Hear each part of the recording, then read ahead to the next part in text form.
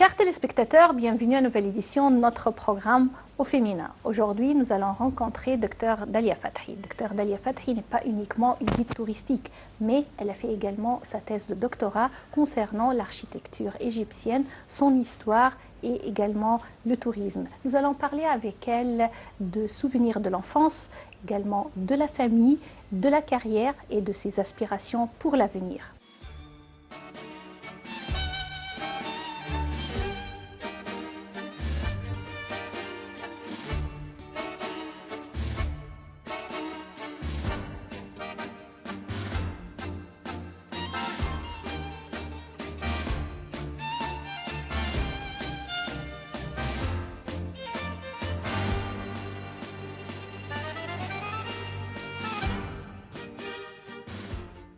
Docteur Dalia Fathi, ravi d'être avec vous aujourd'hui et notre programme au féminin. Merci madame. Bonsoir à tout le monde. Je suis très contente de vous recevoir ici aussi aujourd'hui. On commence toujours notre interview avec la phase de l'enfance. La période de l'enfance marque la vie de l'être humain pour toujours. Qu'est-ce que vous retenez en tête en ce qui concerne cette phase de votre vie? Vraiment, mon enfance, ou bien quand j'étais petit, je me rappelle très bien de ma famille, de mon école, des profs qui m'ont interprété un message que la femme doit faire attention de sa vie et comment faire pour le prochain. Ça, c'est très, très essentiel. Ce sont des questions dans ma tête jusqu'à maintenant pour réaliser mon rêve.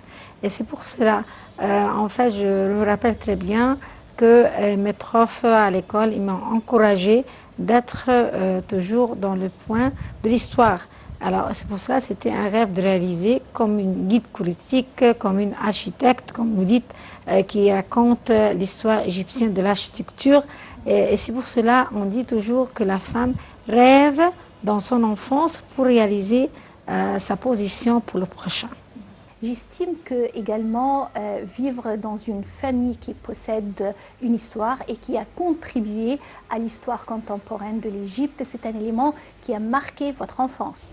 Moi, quand je demandais à ma mère c'est quoi ma grande famille là que je vois dans les photos tous les jours sur les journaux et dans les albums, alors moi, elle m'a dit, bon, tu vas connaître quand tu vas grandir.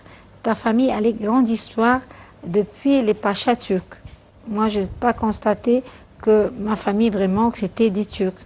Mais ce sont des Turcs égyptiens aujourd'hui, très connus dans l'histoire. C'est le pacha, comme vous savez très bien, Mohammed Farid. Mohammed Farid, dans l'histoire, c'était un homme très très riche qui a aimé tous les peuples égyptiens.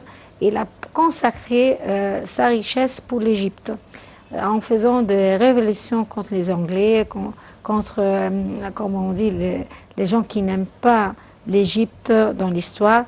Et c'est pour cela qu'on a réussi avec ce monsieur-là de réaliser le rêve que l'Égypte doit libérer soi-même contre les étrangers.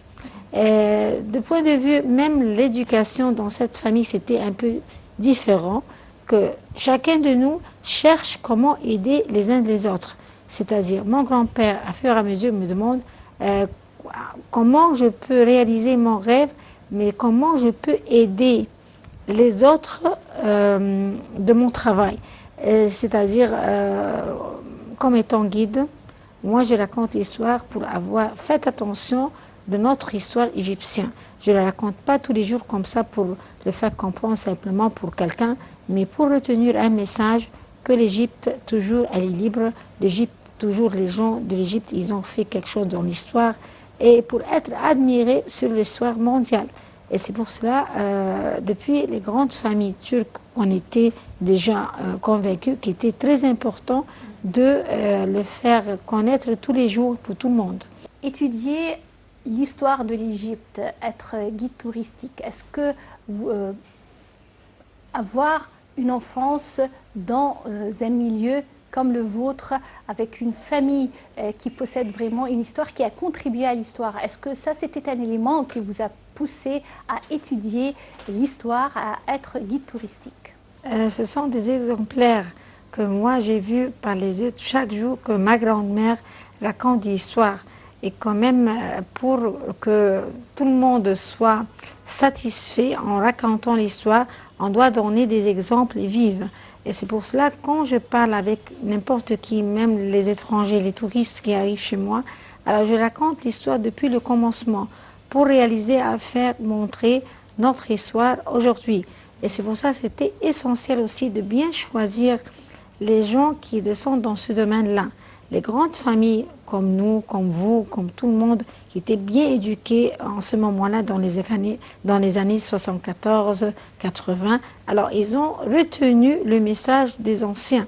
Et c'est pour cela, si je descends comme une guide, si vous faites votre métier, vous allez donner un bon exemple pour l'Égypte.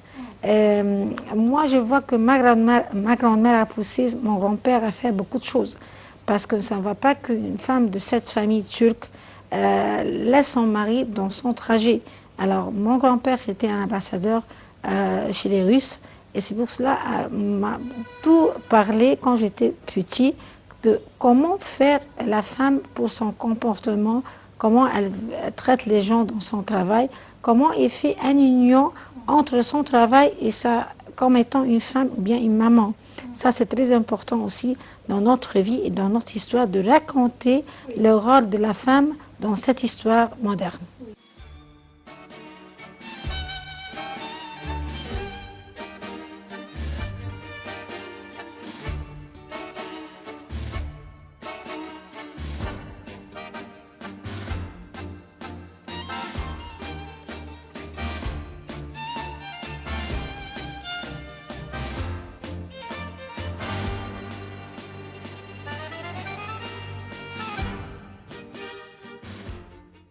À travers votre carrière, vous avez également rencontré plusieurs gens, bien sûr de célébrités. Quels sont vos souvenirs professionnels? Moi, comme étant guide, je descends avec toutes les races, tous les gens qui ont vécu beaucoup des époques dans leur pays. Surtout les pays francophones racontent beaucoup sur leur civilisation ou bien leur aussi histoire. Et c'est pour cela une guide intelligente doit bien entendre tout ce qu'ils disaient. Et c'est pour cela, quand ils terminent leur histoire ou bien leur raconte, moi, tout de suite, je le compare dans ma tête en rendant un visage bien pour une égyptienne. C'est-à-dire, je dois parler de mon histoire de même. Et ça, c'est très essentiel de bien montrer pour les touristes que nous sommes au même niveau d'histoire, même niveau de civilisation, même niveau aussi de comportement dans notre vie. Ça ne va pas qu'ils racontent de l'Égypte démodée en regardant les femmes, par exemple, seulement dans le domaine de cultiver des jardins ou bien de faire leur travail à la maison. Mais la femme, elle est libre aujourd'hui et par cette liberté, je dois parler d'une femme aujourd'hui. Qui sont les célébrités avec qui vous avez travaillé? Pour citer, il y a beaucoup d'exemples assez énormes qui sont venus en Égypte ici pour apprécier l'histoire et aussi la civilisation. Comme vous entendez toujours à fur et à mesure, il y a les coupes d'Africains qui arrivent ici pour jouer le footballeur ici. Alors c'est pour ça, à fur et à mesure, je descends avec eux et demande l'histoire de l'Égypte après qu'ils terminent leur match. En même temps, il y a beaucoup de niveaux qu'ils ont descendus avec moi, bien ils ont montré l'Égypte dans l'histoire, comme les présidents des pays de Côte d'Ivoire, aussi les premiers ministres qui travaillent selon les pays étrangers comme la France, comme la Suisse, parfois les Belges. Aussi, il y avait il y a la consulat de la France, c'était au centre-ville. Alors, aller et retour, il y a des groupes qui maintiennent les femmes égyptiennes. Alors bon, ils aiment faire l'histoire et le faire dans des programmes aussi internationaux. Ils ont descendu avec moi. Aussi, par télévision, il y a des chaînes qui ont fait découvrir l'Égypte et j'ai descendu avec eux, selon des chaînes africaines, tunisiens ou bien les pays de Maghreb. Aussi, les Arabes de l'Arabie saoudite, ils ont descendu une fois avec moi en compagnie pour restaurer une partie de mosquée de Azhar. Alors, c'était accompagné avec ces pays arabes. Ils ont été déçus d'avoir cette histoire égyptienne ancienne musulmane.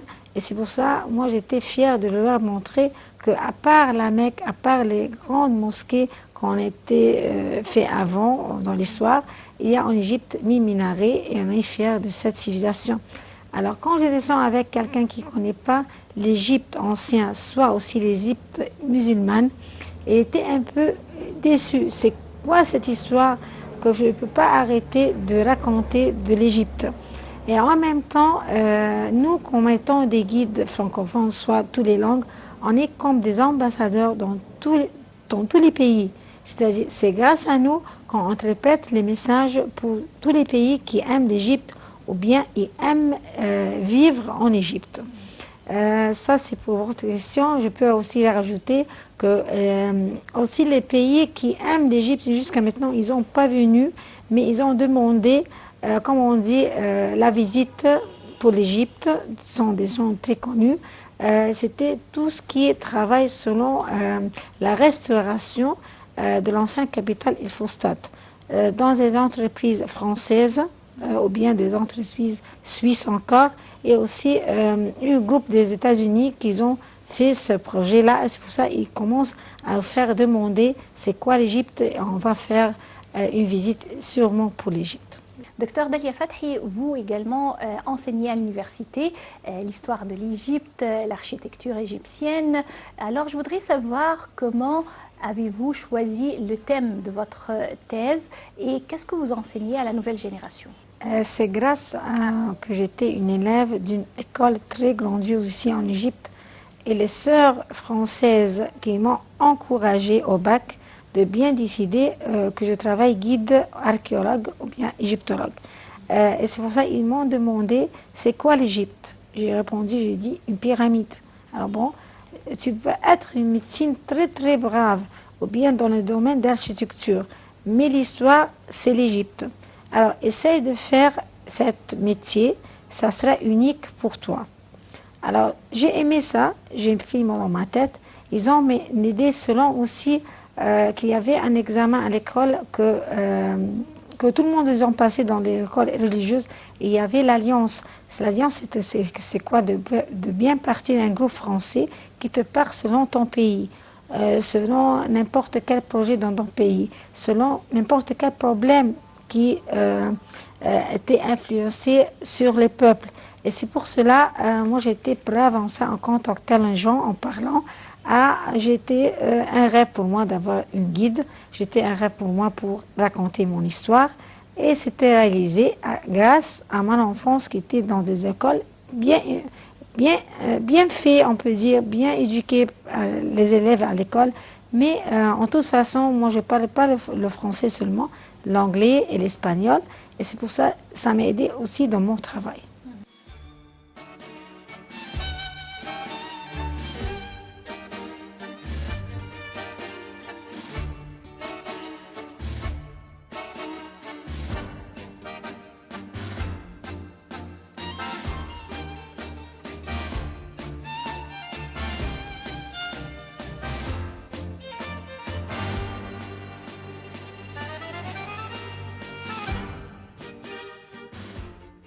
Qu'est-ce que vous aimez enseigner à la jeune génération? La jeune génération aujourd'hui demande beaucoup de patience avec cette grande technologie qu'on a, avec toute l'Internet et les lignes que vous parlez de l'Internet partout. On demande que l'élève soit un peu patient d'un métier. Il n'y a pas un élève qui réfléchit pour son prochain. Toujours maintenant, elle était dans ce modernisme-là. On pense que nous sommes toutes et tous, selon les technologies, on reçoit. On ne donne pas assez d'exemples, ou bien on ne donne pas assez de fatigue pour les métiers, mais par contre, on reçoit seulement. Et c'est pour cela, c'est important de bien faire pour les élèves à l'école, bien faire une connaissance de leur pays, une connaissance de leur histoire, leur aussi, comme on dit, les héros dans ces histoires-là pour avoir un exemple, pour avoir un conseil dans leur tête, afin de bien décider pour leur prochain. Ça, c'est l'exemplaire, c'est très essentiel à l'école. Et par suite, la famille égyptienne, le papa et le maman, le père et la femme, doit retenir quelque chose pour l'enfant, que c'est pas facile de faire découvrir ton pays si tu donnes pas quelque chose de bien pour ton pays. Ça nous mène à parler de modèles de femmes. Qui est la femme qui vous inspire le plus dans votre vie? Vraiment, c'était Madame Jihani Sadat. C'est une femme agréable dans tout, surtout qui était d'une race anglaise. Et vous voyez dans ses yeux comment elle a aimé l'Égypte, comment elle a aimé les femmes, comment elle a libéré les femmes. Dans des années, c'était les femmes toujours à la maison. Et là, elle a consacré de son temps, de sa vie, pour aider les femmes. Dans l'histoire, moi je le vois, un bon exemplaire pour toutes les femmes qui veulent faire montrer un exemple d'une Égyptienne. Quel est le meilleur conseil que vous avez reçu dans votre vie? D'aider mon mari, d'aider la famille, d'aider l'Égypte tout entier. Parce qu'elle, elle a vraiment aidé son mari selon l'histoire. Le président Sadat, c'est connu déjà. Mais dans l'histoire, dans la guerre de 6 jours, elle maintient ça à la maison. Elle a une patience de faire pousser son mari, de faire beaucoup de choses pour l'Égypte. Ça, c'est, elle aussi soutient la famille au moment qu'il y a difficulté dans ces périodes-là. Alors, elle maintient bien la famille, ses enfants, sa famille, les peuples en général. Alors, moi, je le vois quelqu'un de confiance aussi. Selon vous, les touristes, quand ils viennent visiter l'Égypte, où aiment-ils aller et qu'est-ce qu'ils veulent voir? Aujourd'hui ou bien avant? Oui, maintenant. Aujourd'hui, ils ne veulent pas voir seulement la pyramide. Parce qu'ils ont entendu parler, il y a des sites monumentaux assez grandioses qui racontent plus d'histoire. Si je raconte un petit peu de l'histoire des anciens Égyptiens, il y a 4000 ans, 5000 ans, ça dépend des dates de l'histoire, mais aujourd'hui, on doit savoir des histoires qu'on vit. Et cette histoire qu'on vivait actuellement, ça date depuis les années 1952. Alors, tout ce qui est dans l'Égypte depuis les années 1952, ils veulent voir. Avant aussi, ils voulaient voir la civilisation qu'on vit aujourd'hui dans le domaine de l'islam, parce que l'islam, c'est un peu répandu partout qu'il y a une civilisation de l'architecture des mosquées. Alors, surtout, nous sommes un pays musulman, alors on doit montrer ça pour tout le monde. On peut dire aussi que l'Égypte, c'était un berceau pour toutes les religions, mais surtout qu'on vit actuellement comme un pays égyptien musulman. Alors, et c'est pour cela que c'était essentiel de bien montrer cette civilisation pour maintenir l'Égypte dans le bon sens pour le tourisme.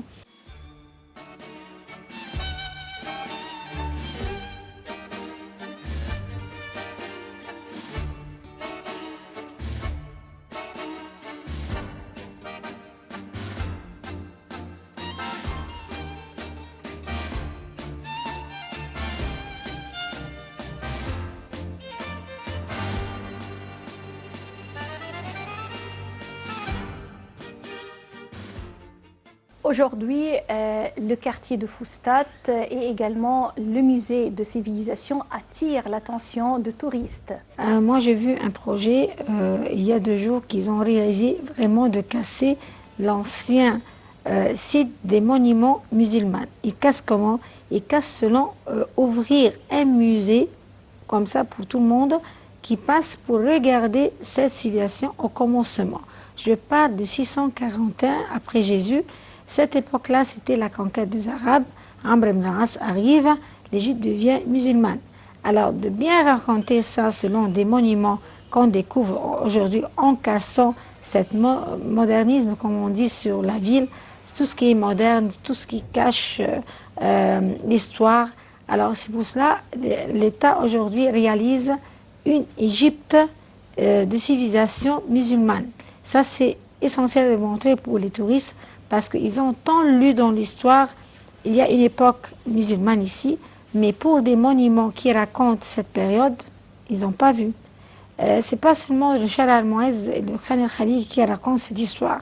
Non, je peux raconter depuis le commencement. La première mosquée édifiée dans ces années-là. Il s'appelait comment?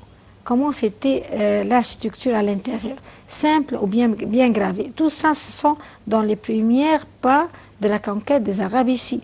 Après ça, on a des dynasties de la civilisation musulmane.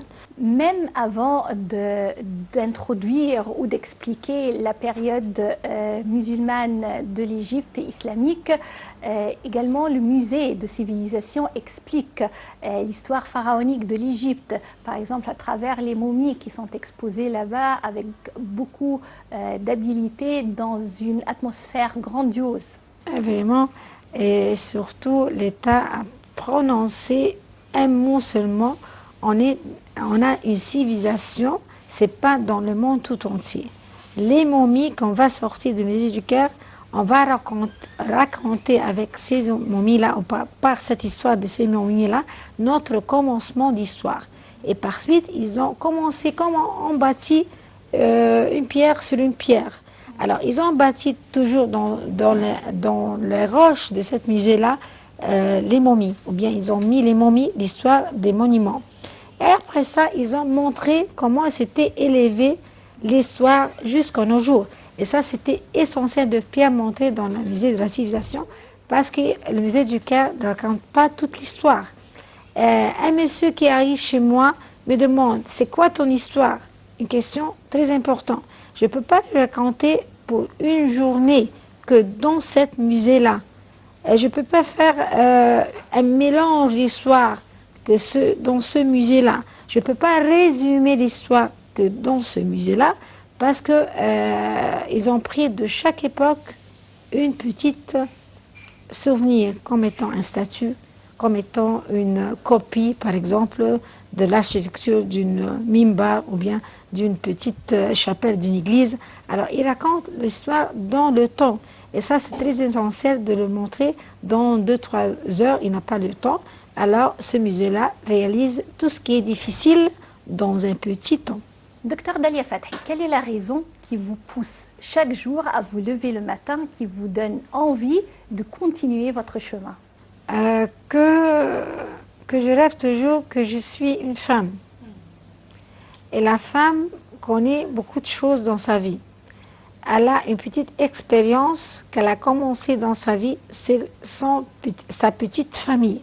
Alors, pensant que les peuples égyptiens, c'est une grande famille.